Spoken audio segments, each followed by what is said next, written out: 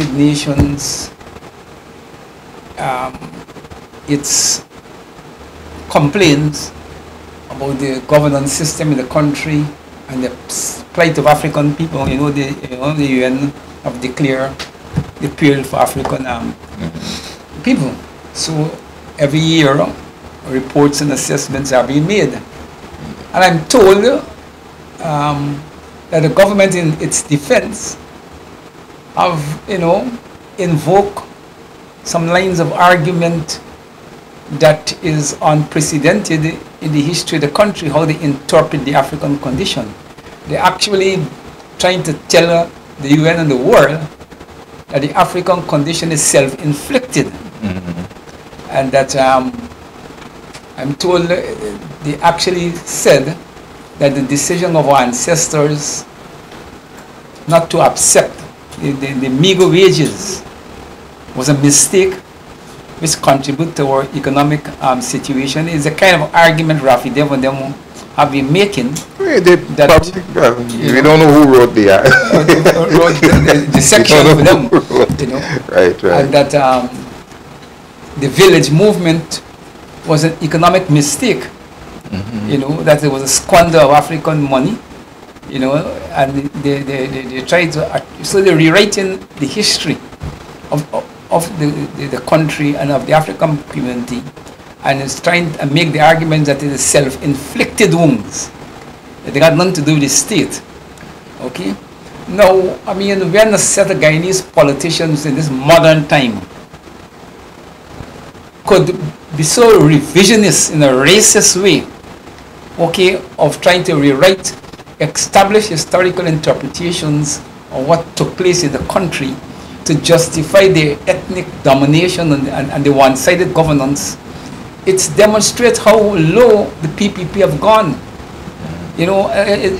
This is a level of behavior that is totally unprecedented and has been driven by the I would say reactionary. I don't like to use these terms in describing people, but I think we have reached a point where people like Rafi Dev and them, the articulation has become reactionary articulations in the country's politics, and it is influencing the PPP, and they're trying to influence the Indian community in a very dangerous direction. So they're rewriting history to justify the current situation of Africans and saying that the state has nothing to do with this. These are self-inflicted wounds. So the Amerindian deprivation, which is a consequence of the colonial domination, which pushed them and leave them in the interior, is self-inflicted wounds. So the Amerindians, are also victims of self-inflicted wounds. And I assume, according to their logic, indenture was self-inflicted wounds of Indians on themselves. On the one hand, they're complaining about the conditions of indenture. So if African village movement and African struggle for decent wages represent self-inflicted wounds, then all the decades of Indian struggle against the injustice of indentureship represents Indian inflicted wounds. They can't have it both ways. But this is the level that these chaps have gone. Never before in the history, they're wrong long enough. Guyanese politics have long gone over that kind of thing. And this is where we are at present. Yeah, but the document was actually signed by Gail Teixeira. And what they also did is try to link epagogy to part of what they are calling the attempt to derail the 2020 elections, because they're saying that the head of epagogy was voted in by the member organizations, Vincent Alexander, was part of the process to try to rig the 2020 election. Therefore, the claims they're suggesting that the claims that epagogy is making is, that these are basically lies and irrelevant, and tying the claims to one who they're seeming to suggest is not to be trusted and associated with democratic norms and all of these things. So they also try to smear the character. Yeah, but that's one thing. I mean, it is one thing to try to play politics with an individual. Yeah, but to try to with a nation, it's part of the whole thing. It just shows how reckless they've gone. I mean, nobody would believe them anyhow, because I mean these are very well established historical facts. But it shows how low they will go to defend their racist sense governance. Yeah. But I mean, you were talking about, I mean, only on Tuesday, Wednesday, Dr. Hines was, on his program, was talking about Beta Ramarat. I normally sometimes would be on the Globe Span program with them. And they continue to argue, their major argument is that Africans seem, like you were saying, not to have this knack for engaging in business. They talk about people like, well, Ravi likes to talk about the guys that own the GBTI bank in Charlotte Street there, the Curry people and so on. Oh, okay. Bihari. That the father started from a small business selling sweet tea, and he grew, and then last week Betaram was talking about, the Prashad Nagar being developed by Prashad, and so Indians have come from nothing and they have elevated themselves to something, but he's not giving credit to Africans for any progress that they would have made. And in terms of education, we control all the schools. We educate them. We educated them. We deliver them in the world. Even today, the major private schools in the city are still being run by Tutorial, Central. All these schools were run by African entrepreneurs. The County High School in Buxton and so on. We had big establishments like King's Shippings and all these things, but they don't talk about these things. All they're trying to paint is a picture that black people, are decadent, backward, they're not enterprising, and this is the narrative that Indians have worked and struggled. So the village movement is not given credited, like you were saying, they're trying to discredit that, and all of not even the trade that we developed, during the 80s. You see, it's unfortunate. I mean, look, I would have hoped at my age, because I'm in this discourse on ethnic politics and ethnic, contributions. I feel offended to have to deal with that low level kind of discourse, that I have to invoke what Africans do that benefit Indians in order to respond to the Indian activists. I mean, it's low behavior. It doesn't carry us anywhere. I mean, he invoked Bihari. I mean, if I really, a lot of the local entrepreneurs and so, they also got negative sides of the history. Right. And if people were to dig up, how they get their money, but again, all kinds negative of things, sides right now, because I have received complaints about security personnel working at working at Bihari.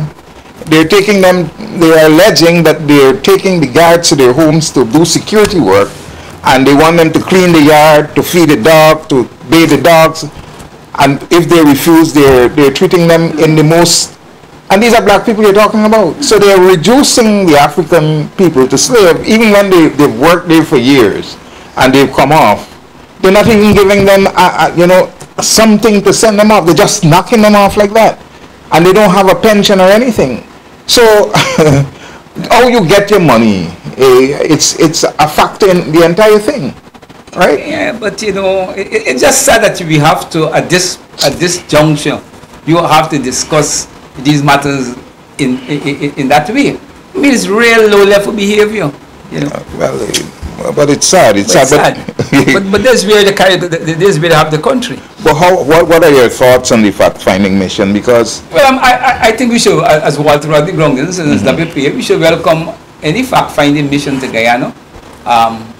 the fact that people are showing interest in the governance of the country and what is happening in itself is a plus. Right. And I don't think the country and the struggle of Guyanese patriots could be diminished. I've learned from the public thing that they met with the opposition leader, they met with the prime minister. I knew that they're supposed to meet with other organizations because I know AGDA was preparing to meet with them. So I guess they will be meeting an array of African organizations and individuals. And they must get a sense of what is happening in the country, and more particular, the sense of African view of their reality, which is important.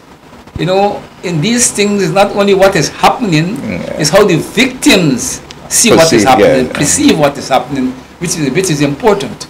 And so we will want from Walter Rodney Groundings, you know, to welcome them in the country and hope that they will have a fruitful and rewarding stay in the few days that they're here. Yeah, but I have no doubt that they will be presented with the evidence. Yeah, and I'm hopeful too that, you know, that you're going to meet with stations like these, television stations and so on, because, you know, that these are also victims they should of reach the harassment, all these things. So I'm hoping that, of course, Ipadaji was a part of the Washington conference, and they here, so I'm hopeful that they are going to meet with them also, so that they can have a real sense of what has been happening. Now, this mission has come as a result of the conference. It has been clearly stated that it is because of the conference that they're here. Now, Jack Dio has been touting that the conference was a failure, it was a waste of time. And we are seeing now that, I mean... Waste of whose time? Waste of whose time? Waste time. Jack Dio. You know, that they achieved nothing. Serving, you know. Right. So it's evidence that the push in the big city. And I understand other missions will be coming later in the year or early in the new year. You know, so the more the merrier. Well, let's have them. The blackout situation, Brother Ogun, how is it on your side of the... But in Georgetown here and throughout the country, people have been calling and complaining that there seems to be a significant increase in blackouts. The electric company seems to be having a lot of difficulties in maintaining a steady flow of electricity.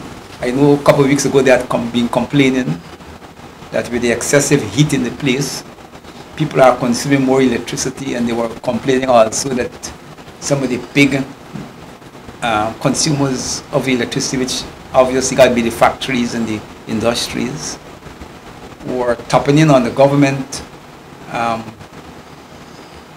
system rather than using the independent. No, but they didn't. They have a right to tap. Well, what they did say is that they're going to pull them off the grid at certain times of the day, especially at peak times, so that they can use the... But the point they were making is that these private companies have generating capacity, but because the government thinks it's cheaper, they've been cutting back on using their facilities and using more the government's facilities. And as you said, the government said they're going to find a way of dealing with them.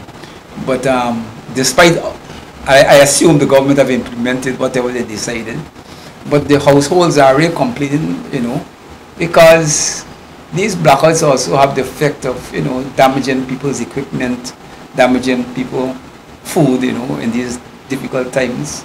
So we have to keep raising these matters to keep GPL and the government and, you know, and the ministry that is involved, you know, in supervising these public corporations, that they keep their eye on the ball. And, you know, people are saying that soon we're going to be into the Christmas season, which is by nature an intensive use of electricity.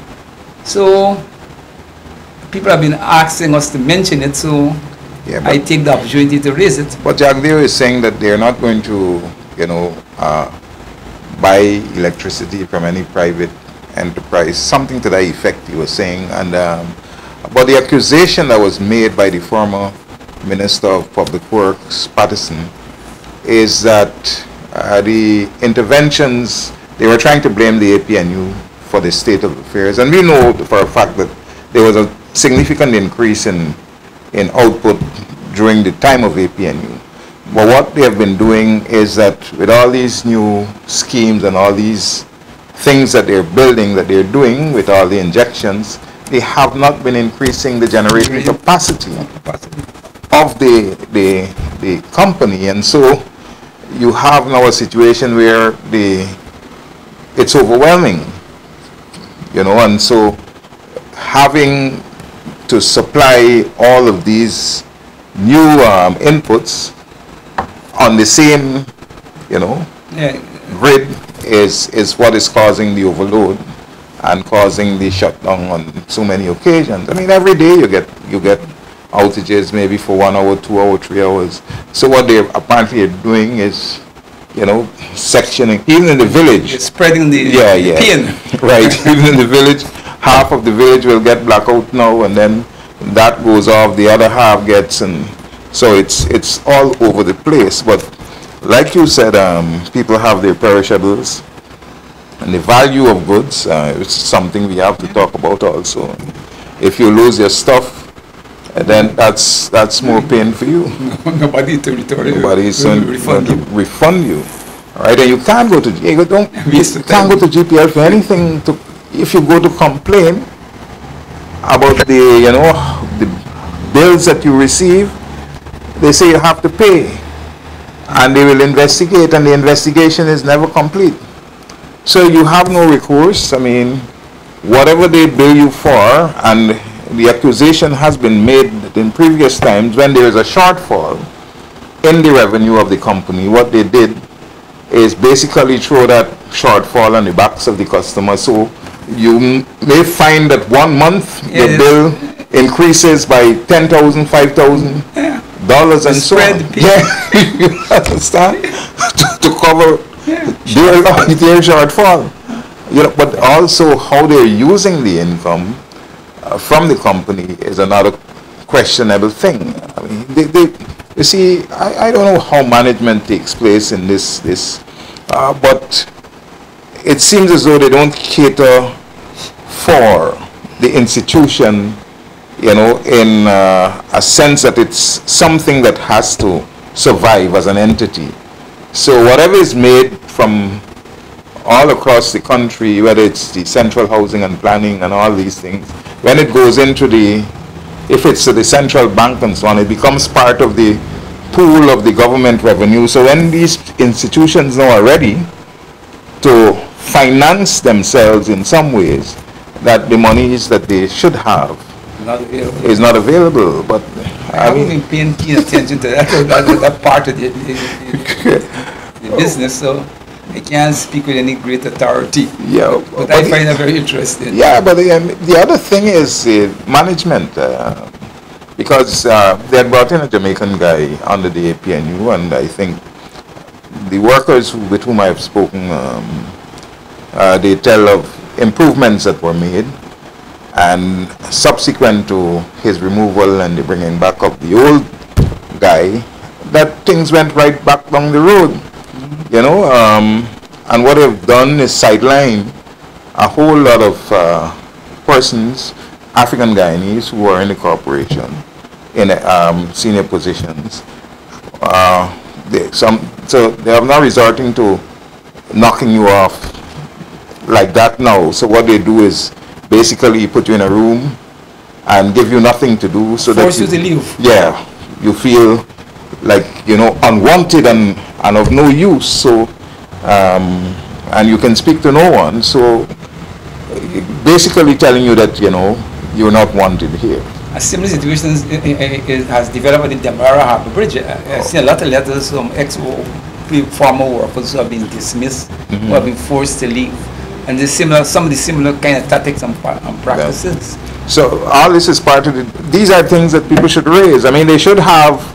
I'd be happy for like you said, they should meet with ordinary people and have an open forum forums, where I've opened forums where people, ordinary people, can come. The trade unions movements should And speak. direct them to these issues. Yeah. So they're well aware of what is happening. So Jack D was running about. It's their tactic all the time. When we were keeping our meetings, they always followed us. But the thing is, they do it. How many of the promises to Buxton, to Anne's Grove where we went, where else did they go? Pleasance after us, where else? Golden Grove, BV. Right. How many of the promises have they fulfilled? But those were not promises intended to be fulfilled anyhow. Well, those are promises for part of the propaganda, agenda. Never intended to fulfill. I mean, these chaps, nobody doing, Yeah.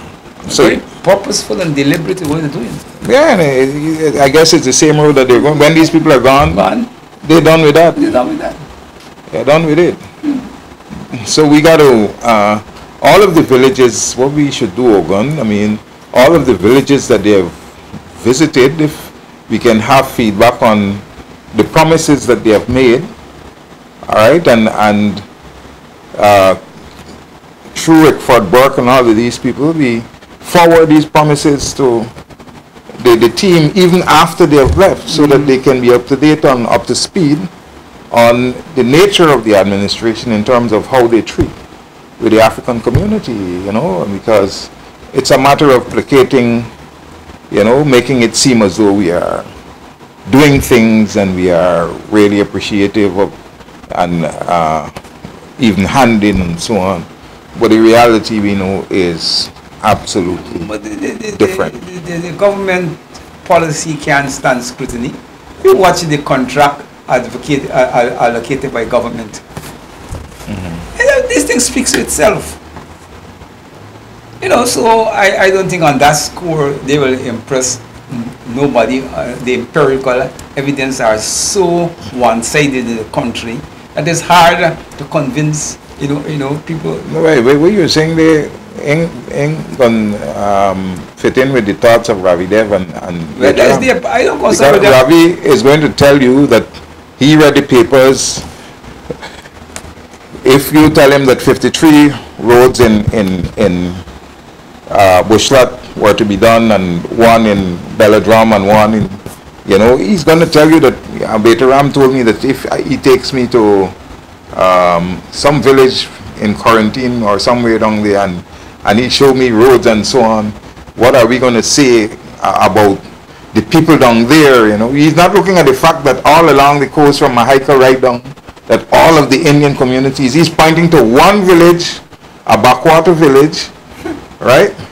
This is the kind of argument you that can take for waste time with them elements. And then elements are not there to engage in any objective discussion. They're there just to promote propaganda and lies and deceit. There was a time when I value Rafi Dev intervention, and I went out of my way to treat it with some respect. But I've come to the position to realize that those chaps are not interested in any real objective and progressive discourse on any issue. More so the ethnic issues in Guyana. They're committed to ethnic domination. And that is their line of march. And you can't meet that with rhetoric. You have to meet that with resistance that threatens everybody. That look, if you don't deal with me, it's just like if you're dealing with yourself. It is that logic is bring back sanity, in this discourse. But once an ethnic group have become so entrenched and they have developed a cadre of racist leaders and are not being deliberate. I, in the past, have never accused Rafi Dev of racism, but today I've changed my position. I'm convinced that Rafi and them are racist.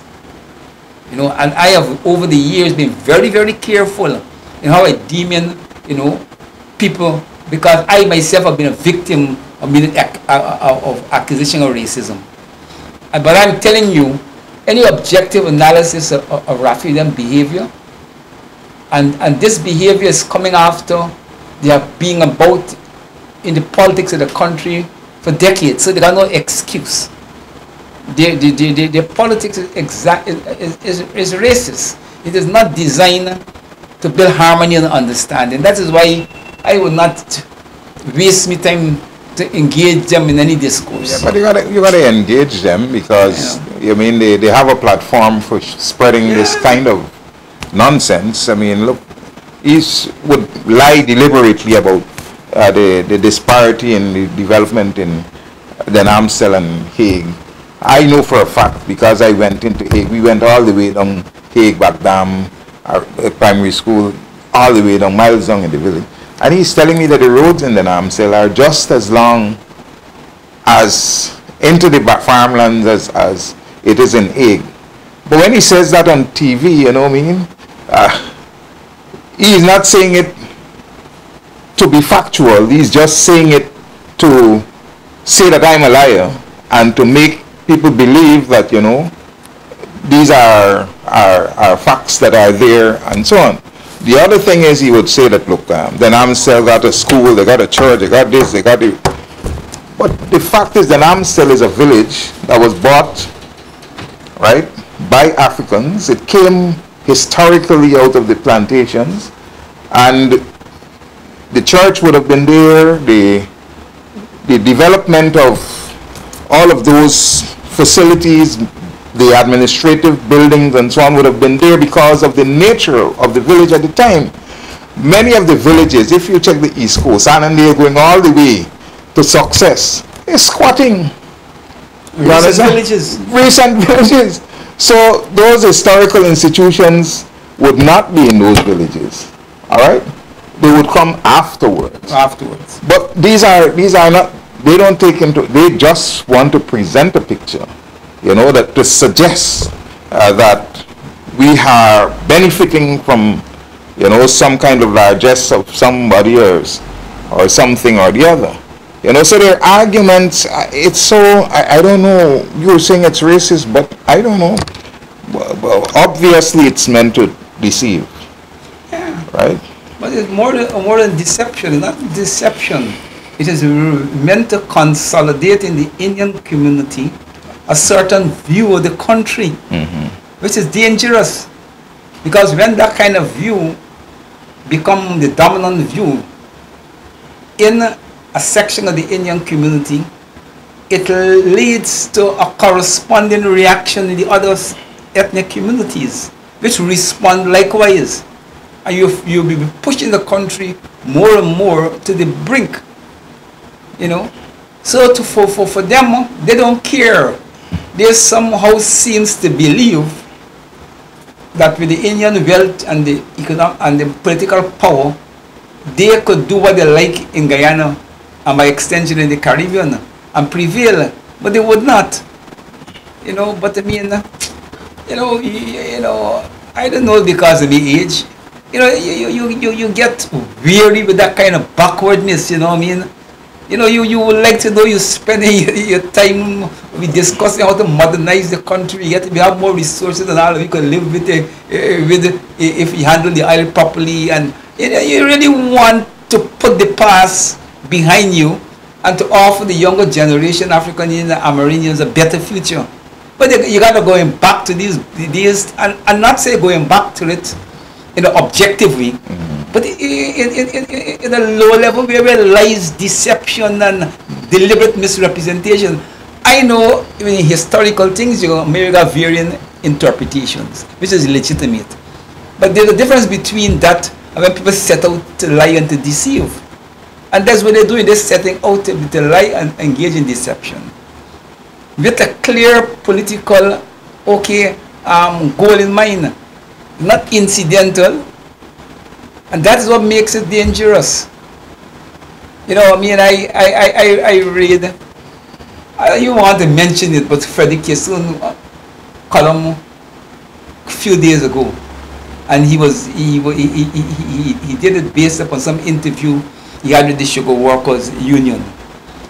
And the big thesis in this column, the big thing, is that under the APMU government, the sugar workers had some protests, and the police tell them they can't use bullhorn.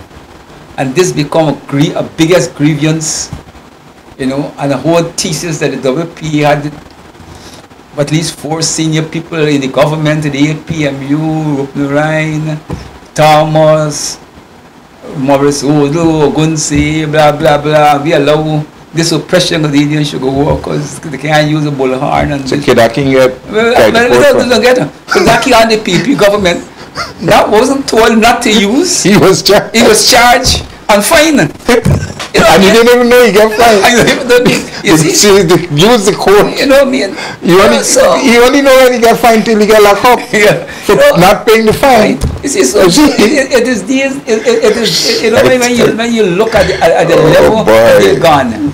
The police telling workers, whether rightly or wrongly, as citizens, you can't use a bullhorn, become some basis to demonstrate some massive injustice to sugar workers by the APM UFC government and the WPA complicity into this criminal adventure against sugar workers. I mean, this was using the national people, the Chronicle, was being paid by taxpayers' money to engage in.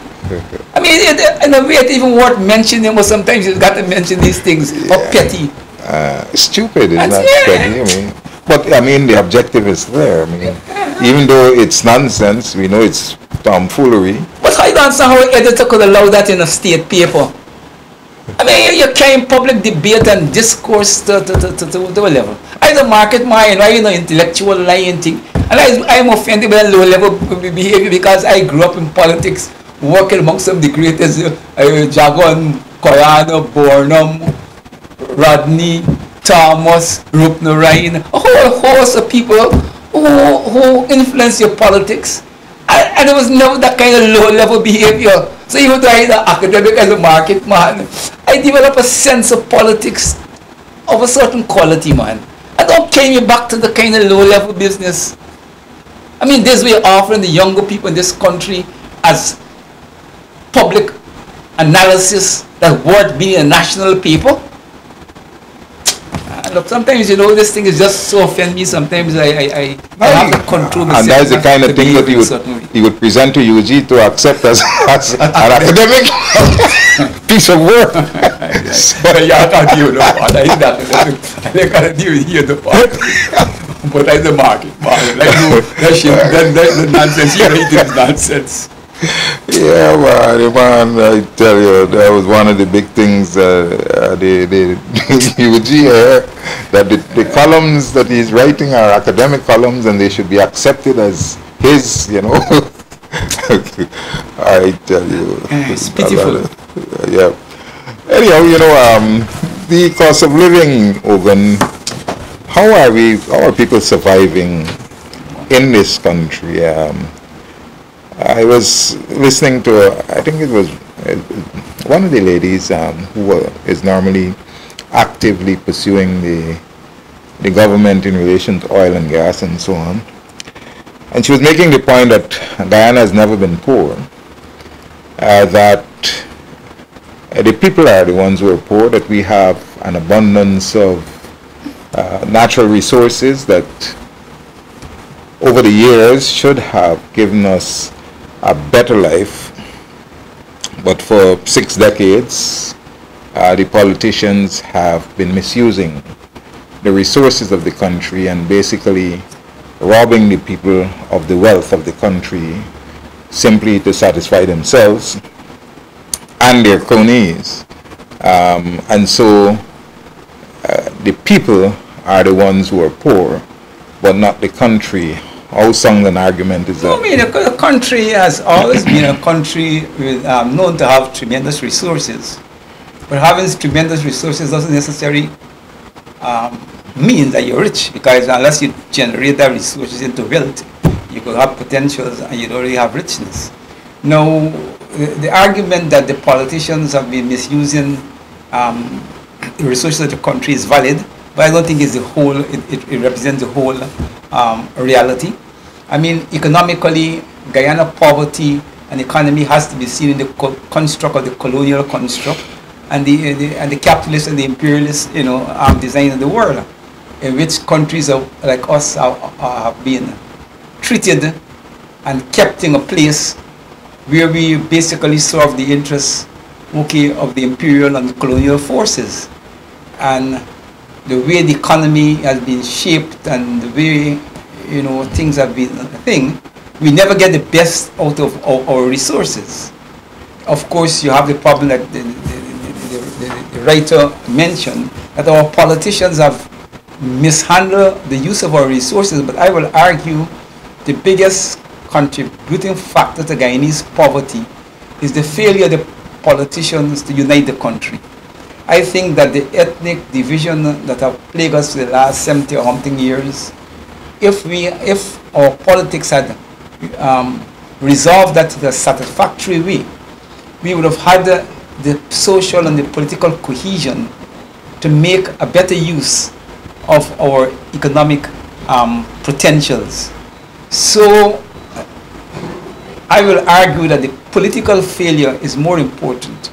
Now, the corruption is also a big factor, and it will be argued that in these parts of the world, you know, class formation is being created out of corruption, and therefore, to the extent that the internal corruption is pervasive, it leaves little for the poorer classes, and it enrich the minority classes. So yes, corruption and the way in which our local politicians have managed the matters did and is contributing to poverty. We have the other thing now. We are in a situation where we have unprecedented with more money than we ever had. Now what's the priorities of the government? If the government have had a more balanced priority, Guyanese would not have been faced in the kind of economic pressures that they're faced in. Because unlike before oil, we were an economy that was starved for funds. Even though you had a lot of natural resources and potential, none of them were developed sufficiently, okay, to guarantee us, you know, a certain kind of standard of living. But oil have changed the whole picture. Right now we have more money in our hands that could make life of the average citizen better overnight. And the only reason it is not happening because the politicians who are in power, the PPP, okay, government, have chosen not to do it. They have deliberately decided that they're going to spend more and more on infrastructure. Nobody will have an argument, you know, you must spend on infrastructure, but this has to be balanced. But infrastructure allows them to direct money to their friends, their cronies. And to siphon off what they want. And they are doing that at the expense of social development of the population. So the population is asked to remain in poverty for a much longer period when there's no need for it. And that is what makes it even more criminal. Because there's one thing when a country don't have money, okay, and politicians may say, you know, this is the best we could do in a bad situation. But this is a situation where you have money, but you're spending the money in a certain way that is impacting negatively on the great majority of the people who constitute the poor and powerless. So the government policies are contributing in a profound way to the growing poverty in the country. And this could be stopped with a snap of a finger. And that is what makes it worrying. It's not that you don't got the resources, you got the resources. Yeah, but I mean, you mentioned the fact that, well, it's, I don't know if it's fact, but that, you know, we didn't have at our disposal, we didn't have money as we have with oil, but we did have Omai, we had Troy, we had Bosai, and yeah, but those these companies, well, this is what I'm talking about, the arrangements. They didn't allow you to have any significant money. Troy has left the country with owing a lot of money. Yeah, they haven't paid since 2050 royalties, and they packed up and they left. Omai, for the decades that they've been here, have they ever declared a profit? I don't think so. So why is it that they're still here? And who is responsible for a company being in your country, opening up larger mines all the time, and then they're telling you that they're not making a profit? What kind of government allows this to take place? Well, it's in a way it's a fault of the government, but you got to understand the government, like all to our countries, are caught in an international global situation where you're a bit powerless in certain things. And when you begin to fight in a certain way, it got consequences. So it's not always that governments may not want to do what they ought to do, but they have to weigh this against the hostile environment in which, this is what I'm saying, all the responsibilities is not a domestic responsibility, it's the hostile economic arrangements that these imperial powers have boxed us in. And when you move against their companies, they use their political clout to put you under pressure. But the criminal things is that a lot of these local governments get themselves corrupted by these foreign companies, and they take money under the table, and therefore they have to surrender, to these companies, and they don't defend the nation interests. So you have that where a big chunk of the blame has to be on the back of our government and government politicians and so on. But we can't be naive to believe that even if we come into power tomorrow, you could change the global thing in the next day. No, I quite understand the global situation, because it's the same thing that the reality of Africa right now in the Congo and so on, they're fighting against the same thing. And I mean, Mugabe, they're still under sanctions because of the fact, that they have taken a lead in trying to take control of what is rightfully theirs, the resources of the country. But a thing like a royalty, I mean, how does a government not intervene in a company that is refusing to pay royalties? How is it that the government can have a company in the country for over 20 years saying that they're not making a profit, and they're not putting systems in place to monitor what is coming out of the ground, what is being processed and so on, what is being sold to the Guyana Gold Board, what is exported, and all these things? I mean, up to the other day, well, they wrote a letter defending it. It's by Shenling, the company, one of the Chinese companies, Bosai, right? The Kaicho News, I think Glenn Lal wrote a letter to the newspaper saying that, well, look, he made one of these comments, that they, apart from manganese, they have been taking out gold and other things, and that the workers local workers are not allowed to go beyond a certain point to see when the gold is being extracted and so on. So, can you say that that is an international,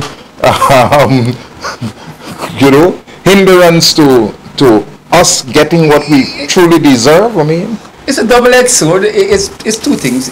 Look, in those situations, it either means that the government has been bought out by these foreign companies, okay, which is part, and in many cases, is true. But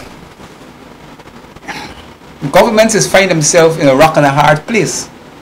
If you depend on Chinese to build your bridge, you give aid, this, they said nothing don't come for nothing, everything come with strings. And then you start to put pressure on the Chinese company. The Chinese company appeal to the mother country, and they're going to begin to put back pressure upon you. So you have those two things you're fighting. That is why you need a united country, okay, to stand up to these things. I mean, you let me take how it's been done in the West and so. They play the opposition against the government. Exxon now will be supportive of the PPP because they have corrupted the PPP. It's sufficient enough to get whoever they want from the PPP. If tomorrow, for some reason, good reasons or bad reasons, the PPP had changed the position and begin to fight Exxon on certain things, Exxon will turn to the opposition and say, well, and they play us. But they play us because we're divided.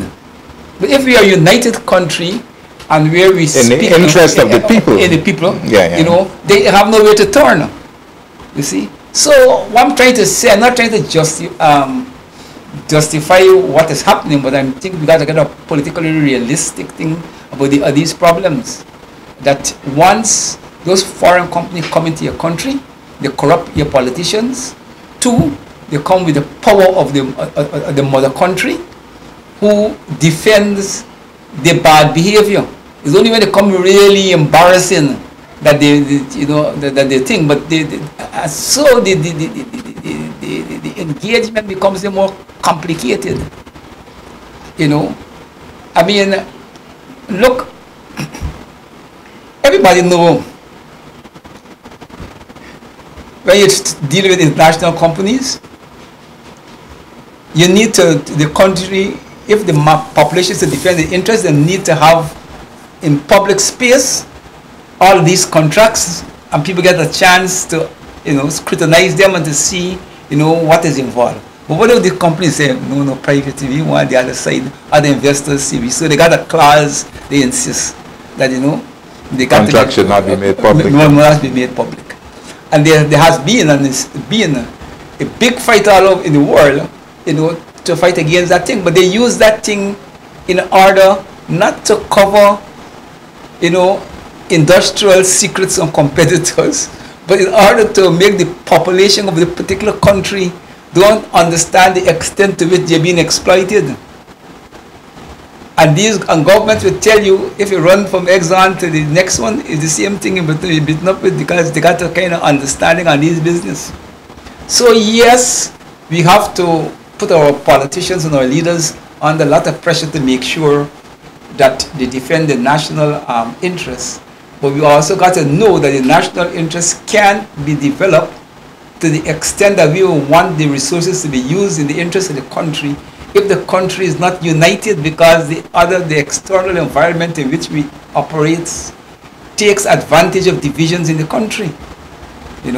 So yes, so it's two things we have to fight with as a nation. Yeah, well, I know, but going back to it is with the ERP, of course, when the country was opened up, that concessions were, because these came with prescriptions from the IMF and so on, that concessions must be given to these companies to encourage what they call investment. But I mean, even for me, the logic is, even though you want them to come, the country got to get something. You can't, now they're arguing, the private investors are arguing that all of the concessions are being given to the foreigners, tax-free this, they can bring in that, and all of the taxes, the burden of the taxes, this is being placed on the backs of the local people, who you should be encouraging to grow and to invest. All right? So it's, I don't know, how we balance our understanding of economics in terms of the macro outlook. It's the politics, it's not the economics so much, it's the politics. Well, you see, when a set of politicians get power and they want to maintain the power, there are certain pillars of influence in any country, and they have to play ball with these pillars. And big business, especially the external ones, are very important. The big business in the local economy are also important. This government and subsequent governments have been given tremendous tax concessions to the rich in Guyana, at the expense of the working people and the poor. Mm-hmm. They have been, they're talking about, cash transfer. When the government write off and give concessions to business, it's cash transfer. You're transferring the nation's wealth into these private hands. So a lot of that has been happening over the decades to the expense of the ordinary people.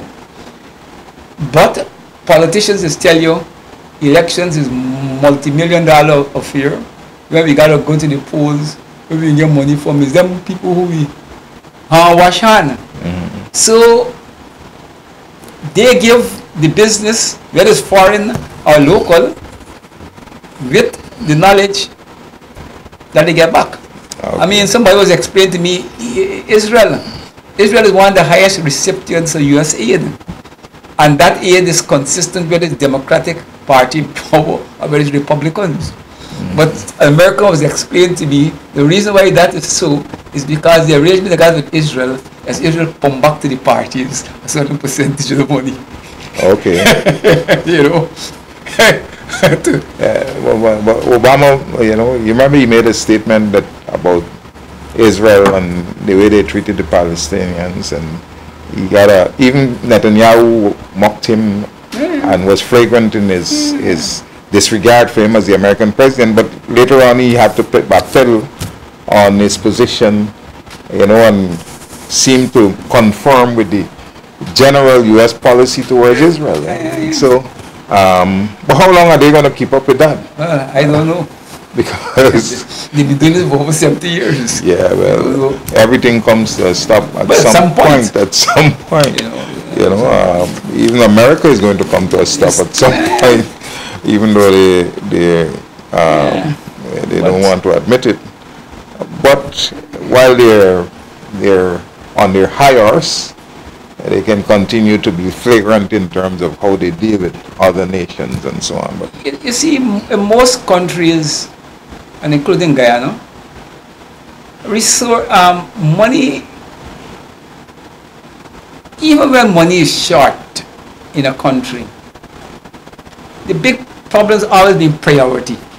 Which section of the country will be asked to bear the burden of austerity? And it's always, in the majority of cases, for the poor and the powerless. Retrenchment and everything else. Everything else.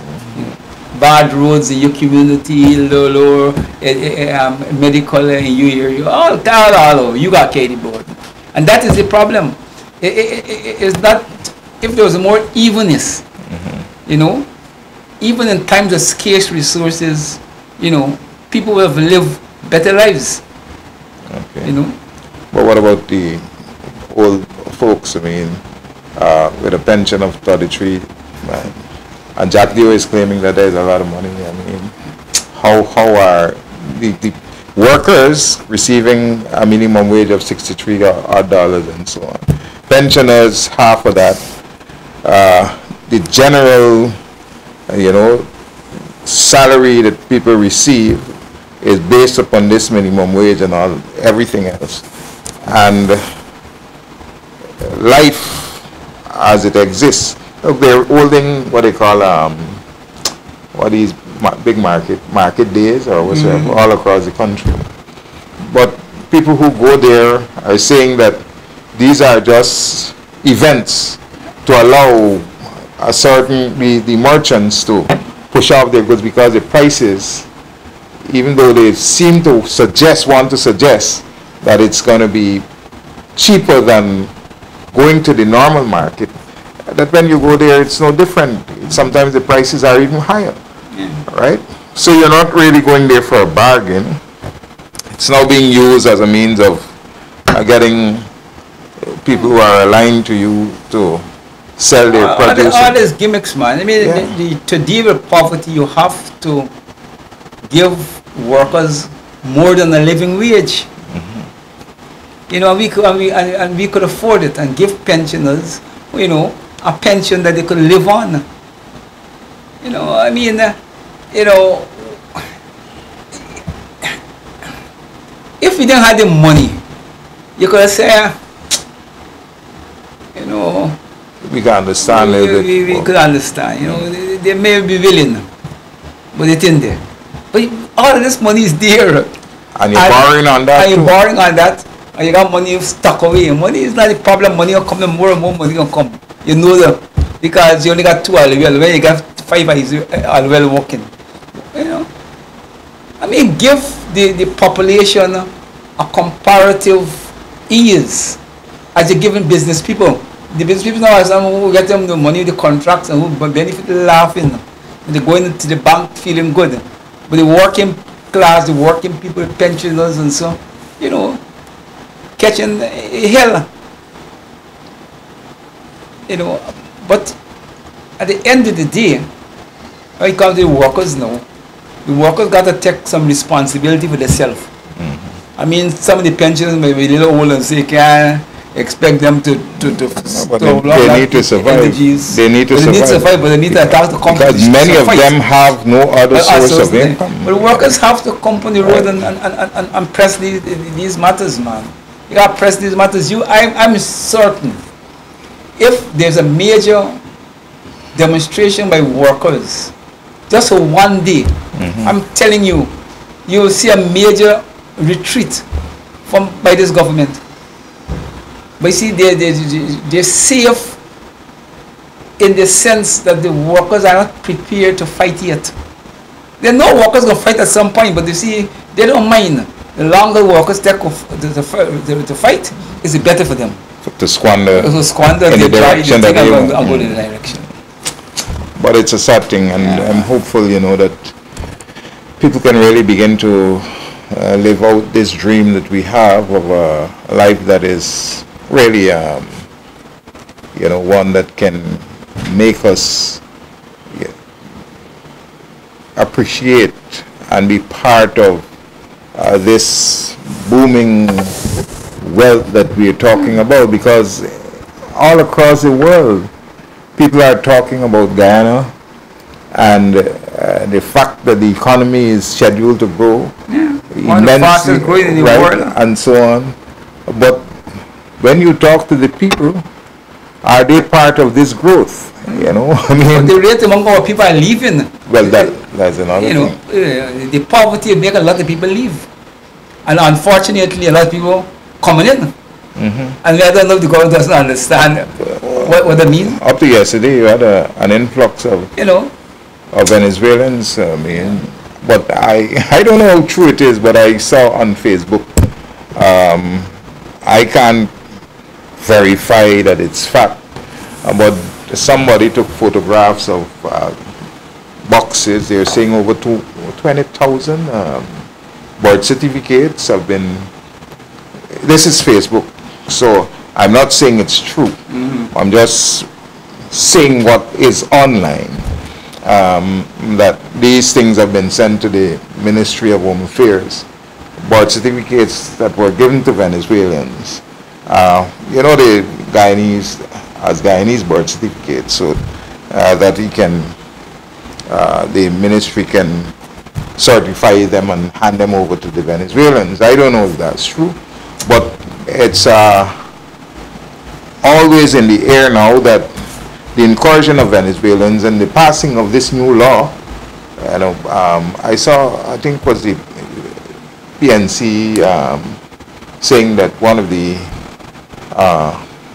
representatives of the PNC making a point that somewhere up in region 8 or 9 that one of the agents of the PPP is basically recruiting Venezuelans to have them registered as Guyanese. I mean, the process is of such now that it just takes a written, you know, letter from a justice of peace or somebody saying that this person is authentic Guyanese, and they get, and so they facilitated that by the, you know, whom they have placed in the registry of births and deaths, so that these things can happen.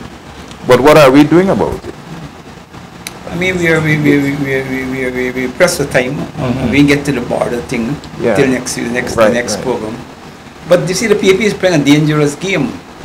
You see, they began playing a game with migration, to solve some of the electoral dilemma. Because a lot of Indians are also leaving. So they are faced with a situation where they have to get back, you know, the votes that are going, and the way to get it back is to encourage Brazilians and Venezuelans and foreigners, you know, to become Guyanese with this sense without due process that they will be loyal to the government. But there's a dangerous game, because Venezuela is taking off. Venezuelan government, I guess, is taking full advantage of it.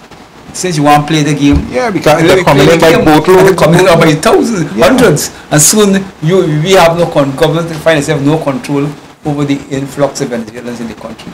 So you open up, you start to play the game, and the Venezuelans say, all right, you want to play the game, let me play it. So there you got police on the on your police vehicles. So it's amazing. But it just shows it by long what I'm saying. When the politics reach a point where as it is in Guyana, and the disunity reach a point Politicians in order to stay in power do ridiculous things that they don't necessarily would have to do if you have a united country. Yeah, but they are not going to be here forever. They're going dead, and they're going to left the Well, by the time they might lose the country. Half the country. In turmoil. For the people who have to live here in the future, it's a sad thing. Anyway, Brother Ogun, time has caught up with us, and I want to thank you for being here again to have us discuss issues pertinent to the political, social, and economic situation here in Guyana. To the people who have been with us out there, who continue to watch every week for the Walter Rodney Groundings, we want to thank you for your support, and we look forward to being with you next time on this same channel for another program of Walter Rodney Groundings. Do have a good night.